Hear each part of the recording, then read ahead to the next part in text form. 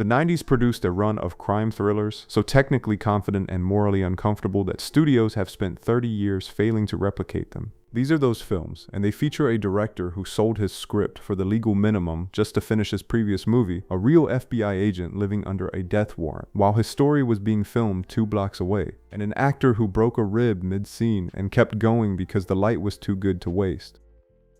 Red Rock West was finished in 1992 and deemed too strange for theatrical release. It was sold to HBO, became a critical sensation on cable, got picked up by an independent distributor for a belated run in 1994, and earned $2.5 million in a handful of theaters. The complete arc of a studio being spectacularly wrong about what it had. Michael is a broke ex-Marine who walks into a Wyoming bar and gets mistaken for a hitman hired from Dallas, takes the money to warn the wife instead of killing her, takes her money to kill the husband, and tries to leave town, only to find the actual hitman has just arrived and the universe has no interest in letting him go. John Dahl shoots with a bleached-out Wyoming desolation that makes Red Rock feel like a place specifically arranged around Nicolas Cage's bad decisions, and the craft is in how every time Michael tries to leave, the geography itself pulls him back. Dennis Hopper improvised terrifying smiling threats during the kidnapping sequences that caught Cage genuinely off guard, and the freezing temperatures added a layer of real physical depletion to Cage's performance that no amount of preparation would have produced. Dahl went directly from this film to The Last Seduction, suffering an almost identical fate of being deemed unreleasable before critics forced a theatrical run, and he is now considered one of the great overlooked directors of the decade by the same industry that spent the most time not releasing his films.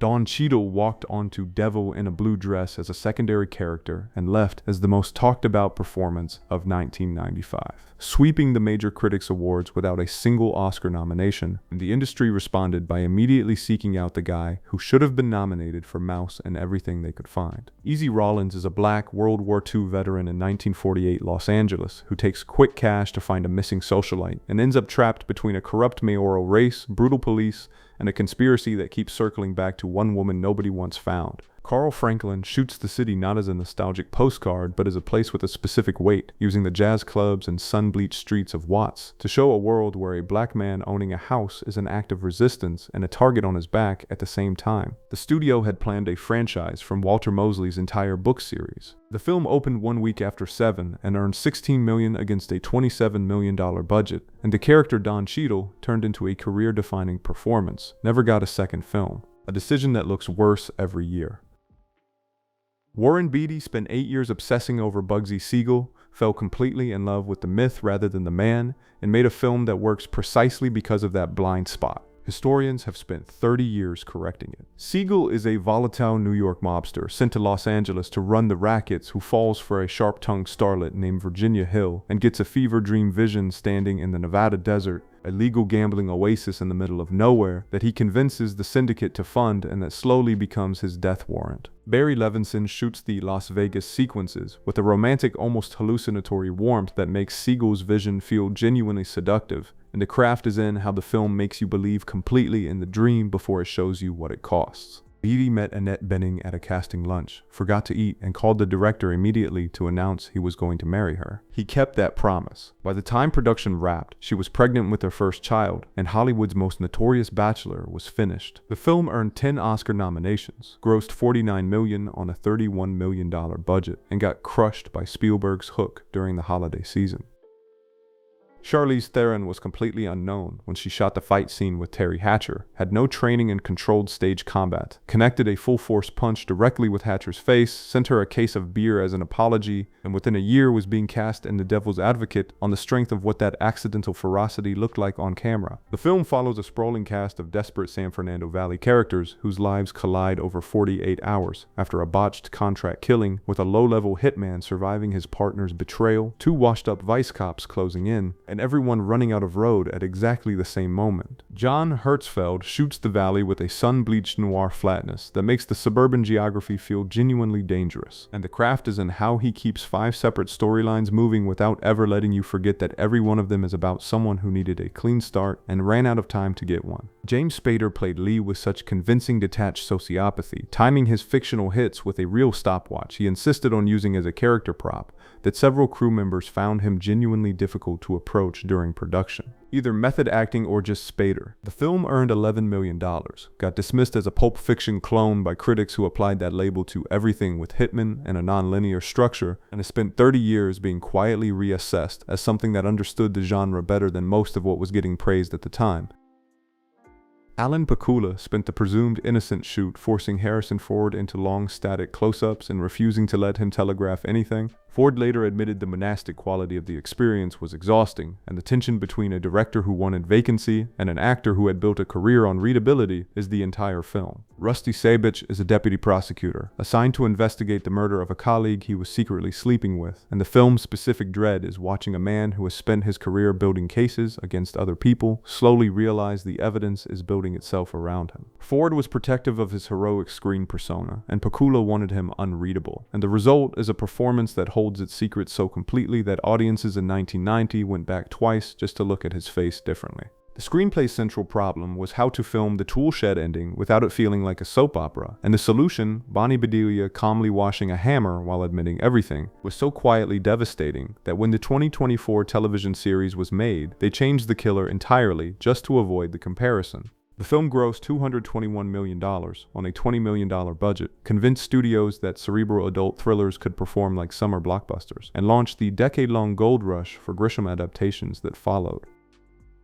Quentin Tarantino sold the True Romance script for $30,000, guild minimum, because he needed the money to finish Reservoir Dogs. Tony Scott loved the characters so much he changed the ending from Clarence dying alone to the couple surviving with a child, and Tarantino was furious until he saw the finished film and admitted Scott was right. Clarence is a lonely comic book store clerk who meets a call girl named Alabama, marries her the same night, accidentally steals $5 million worth of cocaine from her pimp, and the two of them drive to Los Angeles to sell it to a movie producer, while the Detroit mob and the LAPD close in from both sides. Tony Scott shoots with a super-saturated, sun-baked warmth that makes the violence feel like weather rather than event, and the craft is in how he keeps the fairy tale register intact even as the body count climbs, trusting the audience to root for two people who have absolutely no business surviving any of this. Patricia Arquette spent 5 days filming the fight scene where Alabama gets beaten, and by the end she was asking the crew to hit her with the prop gun between takes because it was the only thing keeping her in character.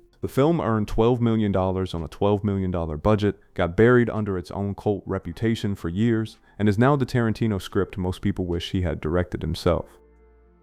Al Pacino spent most of the 90s playing men who owned every room they walked into, so his decision to play Lefty Ruggiero as a man in a cheap tracksuit who has been passed over his entire life felt, at the time, like a deliberate act of self-destruction. Joe Pistone is an FBI agent who goes deep undercover as a small-time jewel thief and finds his way into the Bonanno crime family through Lefty, an aging hitman who vouches for him and stakes his own life on Donnie being who he says he is, and the film's specific cruelty is that the closer they get, the worse it ends for everyone. Johnny Depp spent months living with the real Pistone, studying how he held a cigarette and avoided eye contact to project dominance. Pistone later said watching the finished film was eerie because Depp had captured something he could not quite name, the specific low-level anxiety of a man who knows one wrong word ends with a bullet. Mike Newell shoots with a gritty procedural patience that refuses the glamour the genre usually trades in, using cramped social clubs and bad lighting to make the Bonanno family feel less like an empire and more like a failing small business with a violence problem. The film is cited by law enforcement as roughly 85% accurate to the real operation. The real Pistone said the one major dramatic lie captured the emotional truth, even if it missed the facts. And the studio that wanted more operatic Pacino rage got $100 million worldwide and a career best review instead. Sidney Pollack shoots The Firm with a suffocating Memphis heat that makes the beautiful house and the BMW and the polished offices feel less like rewards and more like the walls of a very well-decorated trap. And the craft is in how slowly that realization lands on Mitch and the audience at exactly the same time. Mitch McDeere is a Harvard Law graduate who gets recruited by a boutique Memphis firm that pays his loans, buys him a house, and turns out to be a money laundering operation for the Chicago mob, leaving him trapped between a lethal employer and an FBI that wants him to betray both. Meryl Streep was cast as the mentor character before John Grisham exercised his contractual authority and removed her, triggering a last-minute hiring of Gene Hackman. That triggered a billing war that ended with one of the best performances in the film, absent from every piece of marketing. Hackman had just won an Oscar for Unforgiven and refused second billing below Cruise. Cruise's contract prohibited anyone else above the title, so Paramount simply removed Hackman's name from everything, and audiences walked into theaters to find a legendary actor in a major role nobody had told them about. Tom Cruise was paid $12 million, nearly 30% of the entire production budget. The film grossed $270 million worldwide, and the gold rush for Grisham adaptations that followed produced diminishing returns for the rest of the decade. Anthony Minghella screened the first cut of The Talented Mr. Ripley for test audiences, and the response was bad enough that he went back and added an opening credits sequence and confessional voiceovers just to give the audience a way into a character they were already walking away from. Tom Ripley is a broke piano tuner sent to Italy to bring back a wealthy playboy named Dickie Greenleaf, becomes obsessed with Dickie's golden life of jazz and yachts and beautiful women, kills him when Dickie starts to pull away, and then assumes his identity, improvising one lie at a time while the walls close in. Minghella shoots the European locations with a lush golden hour beauty that makes Tom's envy feel completely rational, and the film is most disturbing in the moments where you catch yourself agreeing with him, understanding exactly why someone would rather be a fake somebody than a real nobody. Matt Damon lost 30 pounds to look visibly diminished next to Jude Law's tanned, effortless physicality, ran 6 miles a day on a diet that left him chronically irritable, and used that isolation to fuel Ripley's self-pitying hunger, while Law broke a rib during the boat murder scene and finished it in genuine pain. The production ran millions over budget, moving hundreds of crew between Rome, Sicily, and Naples on a schedule that sometimes allowed a single day at each location, and the film that came out of that logistical nightmare is one of the most formally beautiful thrillers of the decade. Keanu Reeves secretly trained with the stunt crew and performed the jump from the car to the moving bus himself without telling the studio, who would have shut it down immediately for insurance reasons. John DeBont reportedly nearly had a heart attack watching it happen, a reasonable description of what the finished scene feels like to watch. Jack Traven is an LAPD officer who boards a city bus rigged to explode if it drops below 50 miles per hour, teams up with a passenger named Annie, who ends up behind the wheel and has to keep a full bus of strangers alive through Los Angeles traffic, while a disgruntled former bomb tech watches from a distance and waits to collect his ransom. Joss Whedon rewrote almost all of the dialogue weeks before filming, wrote the chemistry between Jack and Annie that launched Sandra Bullock's career, and received 0 on-screen credit under Writers Guild rules. That fact recontextualizes every sharp line in the film. DeBont shoots the bus sequences with a ground-level urgency that keeps the stakes physical rather than cinematic, and the decision to use real Los Angeles freeway infrastructure rather than studio sets gives the film a texture that made the danger feel genuinely unresolved even when you knew how it ended. The bus gap stunt cost $500,000, required a single take because the rig was destroyed on landing, and drove the film to $350 million worldwide, proving that one real moment on camera is still worth more than 30 years of trying to fake it.